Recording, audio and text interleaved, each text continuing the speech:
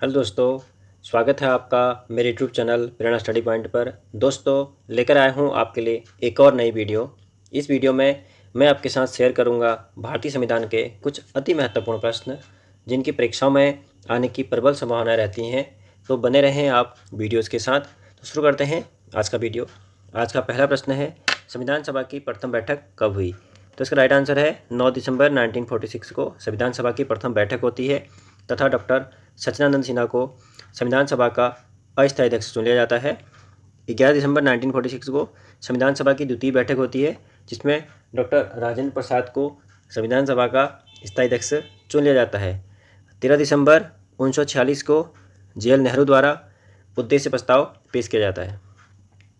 Next question, किसके तहत संविधान सभा का गठन हुआ?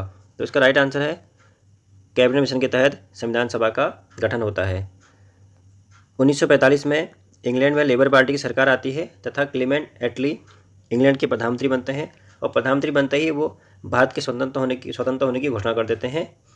और उन्हीं के कैबिनेट के 3 सदस्य Stafford Cripps, Lord Pethick Lawrence और अलेक्जेंडर इस मिशन में शामिल होते हैं तथा 24 मार्च 1946 को वे भारत पहुंचते हैं।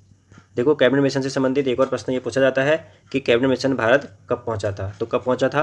24 मार्च 1946 को। ठीक है, पर पूरी डेट पूछी जाती है। इनके पहुंचते ही इन्होंने तुरंत भारत में संविधान निर्माण की प्रक्रिया को तेज किया तथा संविधान सभा का गठन किया व अंतरिम सरकार बनाने के लिए जे.एल. नेहरू को आमंत्रित किया। बात करें अगर अगस्त प्रस्ताव की, तो 8 अगस्त 1940 को प्रस्ताव ब्रिटिश सरकार द्वारा तत्कालीन वायसराय लॉर्ड लिनलिथगो के माध्यम से प्रस्ताव पेश किया जाता है जिसे अगस्त प्रस्ताव कहा जाता है। क्योंकि 1939 में द्वितीय विश्व युद्ध प्रारंभ हुआ था तो भारतीयों के सहयोग के लिए ये प्रस्ताव पेश किया गया था। इसके तहत ये कहा गया कि आप हमें युद्ध में सहयोग कीजिए, हम आपके लिए जो है संविधान निर्माण करवाएंगे। लेकिन मुस्लिम लीग और कांग्रेस दोनों द्वारा इसका विरोध किया गया। कांग्रेस ने इसके विरोध में व्यक्तिगत सत्याग्रह प्रारंभ किया था। तो प्रथम सत्याग्रही थे विनोबा भावे। तो व्यक्तिगत सत्याग्रह प्रारंभ कब हुआ? 17 अक्टूबर 1940 को। किसके विरोध में हुआ? अगस्त प्रस्ताव के विरोध में हुआ। पहले सत्याग्रही कौन थे? विनोबा भावे। द्वितीय सत्याग्रही कौन थे? जे.एल. नेहरू। और व्यक्तिगत सत्याग्रह अगर प्रारंभ होने की बात करेंगे तो कहाँ से शुरू हुआ था? यह शुरू हुआ था पवनार आश्रम, महाराष्ट्र से। ठीक है नहीं? तो अगस्त प्रस्ताव से संबंधित सारे फैक्ट आपको ध्यान करने हैं। बात करें अगर हम क्रिप्स मिशन की, तो क्रिप्स मिशन आया था मार्च 1942 में। इस मिशन का भी लीग और कांग्रेस दोनों ने विरोध किया था क्योंकि महात्मा गांधी ने क्रिप्स मिशन को ही कहा था पोस्ट डेटेड चेक की संज्ञा इसी मिशन को दी गई थी। माउंटबेटन योजना के तहत भारत और पाकिस्तान का विभाजन इसी योजना के तहत हुआ था। ठीक है नहीं? तो इन चारों ऑप्शनों के फैक्ट भी आपको याद करने हैं। बढ़ते हैं नेक्स्ट क्वेश्चन की। अगला क्वेश्चन है, निम्नलिखित में से कौन सुनियमित नहीं है? आपको नहीं बताना है, तीनों इसके राइट हैं। तो मौलिक कर्तव्य रशिया से लिए गए हैं, बिल्कुल सही है। नीति निर्देश तत्व आइलैंड से लिए गए हैं, बिल्कुल सही है। समवर्ती सूची ऑस्ट्रेलिया से ली गई है, बिल्कुल सही है। संविधान संशोधन प्रक्रिया फ्रांस से ली गई है, ये गलत है आपका। संविधान संशोधन प्रक्रिया ली गई है साउथ अफ्रीका से। अगला क्वेश्चन, निम्नलिखित में से नागरिकता संबंधी प्रावधान भारतीय संविधान में विद्यमान है? तो इसका राइट आंसर होगा ऑप्शन सी, भाग 2 5 से 11 तक नागरिकता का प्रावधान किया गया है। और जब संविधान सभा द्वारा 26 नवंबर 1949 को संविधान को अंगीकृत किया था तो उसी दिन नागरिकता के सारे प्रावधान लागू हो गए थे। नेक्स्ट क्वेश्चन, निम्नलिखित में से कौन सा राज्य छठी अनुसूची में शामिल नहीं है? तो छठी अनुसूची में है AMTM अर्थात असम, मेघालय, त्रिपुरा और मिजोरम। तो ऑप्शन ए इसका गलत होगा, अर्थात छठी अनुसूची में AMTM राज्य के लिए विशेष प्रावधान बनाए गए हैं। तो मणिपुर इसका राइट आंसर, मतलब मणिपुर गलत है, मिजोरम यहाँ पर होना चाहिए था। बढ़ते हैं नेक्स्ट क्वेश्चन की ओर। निम्नलिखित में से कौन सुनियमित नहीं है? ये भी वही हो गया। ठीक है, लोक नियोजन में अवसर की समानता आर्टिकल 16 बिल्कुल सही है। प्राण एवं दैहिक स्वतंत्रता आर्टिकल 22, ये आपका गलत है। प्राण एवं दैहिक स्वतंत्रता है आर्टिकल 21 में, अर्थात जीवन जीने का अधिकार अनुच्छेद 21 में है। बालकों के शोषण के विरुद्ध संबंधित जो आर्टिकल 24 है, बिल्कुल सही है। 14 साल से कम उम्र के बच्चों को कारखानों में या जोखिम भरे कार्य नहीं करवाने हैं। संवैधानिक उपचारों का अधिकार आर्टिकल 32, अर्थात सुप्रीम कोर्ट को 5 प्रकार की रिट ये जारी करता है बढ़ते हैं नेक्स्ट क्वेश्चन की ओर। कल्याणकारी राज्य को का आदर्श संविधान में है, ठीक है नहीं। मौलिक कर्तव्य, चौथी अनुसूची, प्रस्तावना या नीति निर्देशक तत्व। तो इसका राइट आंसर होगा ऑप्शन डी, नीति निर्देशक तत्व का उद्देश्य लोक कल्याणकारी राज्य की स्थापना करना है, अर्थात राज्य के नागरिकों का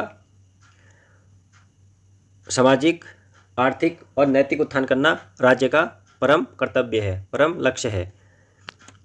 नेक्स्ट क्वेश्चन, संविधान में मूल कर्तव्यों को किसकी सिफारिश पर सम्मिलित किया गया है? स्वर्ण सिंह, शाह आयोग या थनाया समिति या अशोक मेहता समिति। तो इसका राइट आंसर होगा ऑप्शन ए, सरदार स्वर्ण सिंह की समिति के तहत संविधान में मूल कर्तव्य को जोड़ा गया था। 42वां संविधान संशोधन 1976 के तहत संविधान में 10 मूल कर्तव्यों को जोड़ा गया तथा इसे भाग 4A व आर्टिकल 51A में जोड़ा गया। उस समय पर 10 कर्तव्य जोड़े गए। बाद में 86वें संविधान संशोधन 2002 द्वारा 11वां मूल कर्तव्य जोड़ा गया, जिसके तहत 6 से 14 वर्ष तक के बच्चों को निःशुल्क एवं अनिवार्य शिक्षा देना माता पिता का कर्तव्य है। नेक्स्ट क्वेश्चन बहुत बेहतरीन क्वेश्चन है। राष्ट्रपति के निर्वाचन हेतु निर्वाचक मंडल में शामिल नहीं है। लोकसभा के निर्वाचित सदस्य, ये बिल्कुल सही है। राज्यसभा के निर्वाचित सदस्य, ये भी बिल्कुल सही है। राज्य की विधानसभा के निर्वाचित सदस्य, ये भी ठीक है। राज्य की विधान परिषद के निर्वाचित सदस्य, ये गलत है, ठीक है। इसमें ये थोड़ा सा मिसप्रिंट हो गया है। राष्ट्रपति के निर्वाचन हेतु निर्वाचक मंडल में शामिल नहीं है, होना चाहिए था इसमें, ठीक है नहीं। तो हमेशा ध्यान देना, राष्ट्रपति के निर्वाचन में हमेशा निर्वाचित सदस्य ही भाग लेते हैं, चाहे वो लोकसभा के हों, चाहे वो राज्यसभा के हों, चाहे वो राज्य विधानसभाओं के हों, ठीक है। तो राज्य विधान परिषद के सदस्य इसमें शामिल नहीं होते हैं। साथ ही साथ इसमें लोकसभा या राज्यसभा के कोई भी मनोनीत सदस्य इसमें शामिल नहीं होता है। वहीं अगर उपराष्ट्रपति के चुनाव की अगर हम बात करते हैं तो इसमें लोकसभा तथा राज्यसभा के ही केवल सभी सदस्य शामिल होते हैं, ठीक है। उसमें मनोनीत भी होते हैं और उसमें निर्वाचित भी होते हैं। उसमें राज्य विधानसभाओं के सदस्य शामिल नहीं होते हैं। नेक्स्ट क्वेश्चन, राष्ट्रपति अपना त्यागपत्र देता है, तो राष्ट्रपति अपना त्यागपत्र देता है उपराष्ट्रपति को और उपराष्ट्रपति अपना त्यागपत्र देता है राष्ट्रपति को। नेक्स्ट क्वेश्चन, भारत के राष्ट्रपति को अध्यादेश जारी करने की शक्ति प्रदत्त है। बहुत अच्छा क्वेश्चन है। तो इसका राइट आंसर होगा अनुच्छेद 123 के अनुसार राष्ट्रपति अध्यादेश जारी कर सकता है। तो किन परिस्थितियों में राष्ट्रपति अध्यादेश जारी करता है? जब दोनों सत्र रनिंग बोर्ड पर ना हो, अर्थात कहीं पर जब इलेक्शन की स्थिति होती है, ठीक है, और राष्ट्रपति को ये विश्वास हो जाता है कि कोई ऐसी परिस्थिति उत्पन्न हो रही है जिससे कि अविलंब कार्रवाई आवश्यक है, ठीक है। और जैसे ही संसद सत्र शुरू होता है, शुरू होने के बाद 6 सप्ताह तक ये अध्यादेश जो है प्रभावी रहता है, ठीक है नहीं। ये बात आप लोग समझो, अच्छा क्वेश्चन है। उसी प्रकार अगर आर्टिकल 352 की बात करें तो राष्ट्रपति शासन से है। राष्ट्रपति की ये सारी की सारी इसमें राष्ट्रपति शक्तियाँ दी गई हैं। आर्टिकल 356 यह आपका राष्ट्रपति शासन, ठीक है नहीं। आर्टिकल 356 में राष्ट्रपति शासन इंक्लूड है और अनुच्छेद 72 इसमें राष्ट्रपति को समाधान की शक्ति दी गई है, ठीक है नहीं। नेक्स्ट क्वेश्चन बहुत अच्छा क्वेश्चन देखिए, मंत्रिपरिषद के विरुद्ध अविश्वास प्रस्ताव लाने के लिए लोकसभा में सदस्यों की संख्या होनी चाहिए, मतलब न्यूनतम कितनी संख्या होनी चाहिए? तो इसका राइट आंसर है ऑप्शन बी, 50 मेंबर होने चाहिए। अगर अविश्वास प्रस्ताव हमेशा विपक्ष का नेता या विपक्ष का कोई भी सदस्य ला सकता है। इसमें अविश्वास प्रस्ताव लोकसभा में ही पेश किया जाता है और इसमें 50 सदस्यों का समर्थन होना आवश्यक है। अगर ये पारित हो जाता है तो संपूर्ण मंत्रिपरिषद को जो है इस्तीफा देना पड़ता है। नेक्स्ट क्वेश्चन, किस अनुच्छेद के अंतर्गत भारत के नियंत्रक एवं महालेखा परिषद कैग की नियुक्ति की जाती है? तो इसका राइट आंसर होगा आपका आर्टिकल 148। अच्छा क्वेश्चन है, बार बार परीक्षा में पूछा जाता है। नेक्स्ट क्वेश्चन, लोकसभा और राज्यसभा की गणपूर्ति की संख्या होती है, तो इसका राइट आंसर है ऑप्शन डी, 110 लोग कम से कम 1/3 मेंबर होने, कुल सदन के कुल सदस्यों टोटल जितने सदस्य आ सकते हैं उसमें से 1/10 होना अनिवार्य होता है गणपूर्ति, तभी सदन की कार्रवाई चालू की जाती है।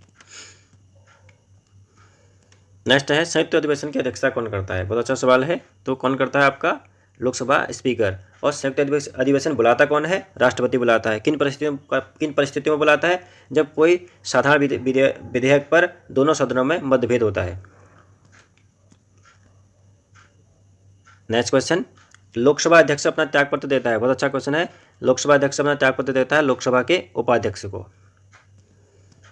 नेक्स्ट क्वेश्चन, राज्यसभा के सदस्य चुने जाते हैं 4 वर्ष के लिए, 3 वर्ष के लिए, 6 वर्ष के लिए और आजीवन। तो इसका राइट आंसर होगा 6 वर्ष के लिए। तो राज्यसभा के सदस्य कितने वर्ष के लिए चुने जाते हैं? 6 वर्ष के लिए। और इनके राज्यसभा के सदस्य चुने जाने की एज क्या होती है? 30 साल। हर 2 साल में ये सेवानिवृत्त होते हैं। एक स्थायी सदन है राज्यसभा, कभी विघटित नहीं होता है। संसद के कितने दिनों तक अनुपस्थित रहने पर किसी सांसद को अयोग्य घोषित किया जा सकता है? भाई बहुत अच्छा क्वेश्चन है। तो इसका राइट आंसर होगा 60 दिन, अर्थात 2 महीने तक अगर कोई सांसद संसद में लगातार अनुपस्थित रहता है तो उसको जो है अयोग्य घोषित किया जाएगा, अयोग्य घोषित किया जाएगा। नेक्स्ट क्वेश्चन, संसद में शून्यकाल का समय होता है 30 मिनट, 45 मिनट, 1 घंटा या 2 घंटा। तो इसका राइट आंसर होगा 1 घंटा। 60 मिनट का जो है शून्यकाल होता है। राज्यसभा को भंग करने का अधिकार किसे होता है? राष्ट्रपति को, उपराष्ट्रपति को, सर्वोच्च न्यायालय को? कोई नहीं। राज्यसभा कभी भंग नहीं हो सकती, ठीक है नहीं, स्थायी सदन है। तो इसका राइट आंसर होगा कोई नहीं। नेक्स्ट क्वेश्चन, किस अनुच्छेद के तहत सर्वोच्च न्यायालय को एक अभिलेख न्यायालय माना गया है? तो इसका राइट आंसर होगा आर्टिकल 129 के तहत सर्वोच्च न्यायालय को एक अभिलेख न्यायालय माना गया है। आर्टिकल 124 इसमें सर्वोच्च न्यायालय की स्थापना की बात की गई है कि भारत का एक सर्वोच्च न्यायालय होगा। आर्टिकल 127 इसके तहत सर्वोच्च न्यायालय में तदर्थ न्यायाधीशों की नियुक्ति की जा सकती है। ये तीनों आर्टिकल पे आपको याद करना इंपॉर्टेंट है। नेक्स्ट क्वेश्चन, बहुत बढ़िया क्वेश्चन है, बार बार परीक्षाओं में पूछा भी जाता है। निम्नलिखित में से कौन सा बात प्रस्तावना के आधारभूत ढांचे से संबंधित है? तो इसका राइट आंसर होगा केवलानंद भारती बनाम केरल राज्य 1973। इसके तहत यह माना गया कि प्रस्तावना में संशोधन हो सकता है लेकिन उसके मूलभूत ढांचे में कोई परिवर्तन, उसके स्ट्रक्चर में कोई परिवर्तन, उसकी भाषा बोली में कोई परिवर्तन नहीं होगा। तो इसी बात के बाद प्रस्तावना में केवल अभी तक एक बार संशोधन किया गया है, 42वां संविधान संशोधन 1946 में। इसमें प्रस्तावना में 3 शब्द जोड़े गए थे, अखंडता, समाजवाद और पंथ निरपेक्ष। नेक्स्ट क्वेश्चन, बंधुआ मजदूरी अधिनियम किस वर्ष पारित किया गया? ऑप्शन सी इसका राइट आंसर होगा 1976 में बंधुआ मजदूरी अधिनियम पारित किया गया। नेक्स्ट क्वेश्चन, अच्छा क्वेश्चन है। निम्नलिखित में से कौन राज्यपाल को पद की शपथ ग्रहण करवाता है? राष्ट्रपति, सर्वोच्च न्यायालय का मुख्य न्यायाधीश, उच्च न्यायालय का मुख्य न्यायाधीश या विधानसभा अध्यक्ष? तो इसका राइट आंसर होगा ऑप्शन सी, उच्च न्यायालय का मुख्य न्यायाधीश। नेक्स्ट क्वेश्चन, सर्वोच्च न्यायालय के किस न्यायाधीश के खिलाफ महाभियोग जैसी प्रक्रिया लाई गई है?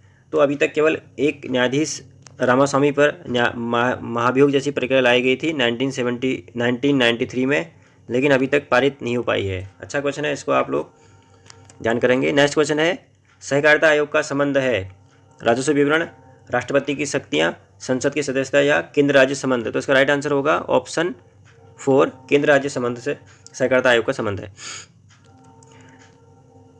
नेक्स्ट है,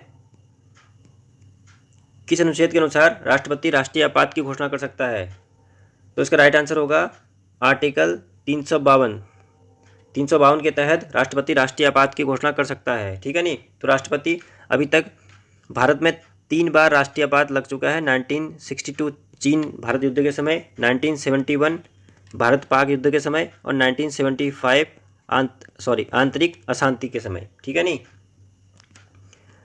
नेक्स्ट क्वेश्चन, केंद्र राज्यों के मध्य वित्त का विभाजन किसकी संतुष्टि पर होता है? तो इसका राइट आंसर होगा वित्त आयोग। नेक्स्ट क्वेश्चन, दल बदल विरोधी प्रावधान किस संविधान संशोधन द्वारा बनाया गया है? तो इसका राइट आंसर होगा 52वां संविधान संशोधन